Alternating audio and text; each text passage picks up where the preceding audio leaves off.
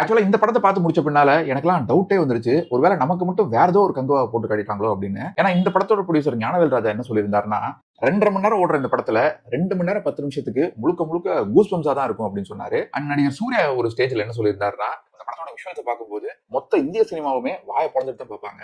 இந்திய சினிமாவில் இருக்கிற ஒவ்வொரு கிரியேட்டரும் இந்த படத்தை வாயை பொழந்துட்டு பார்ப்பாங்க.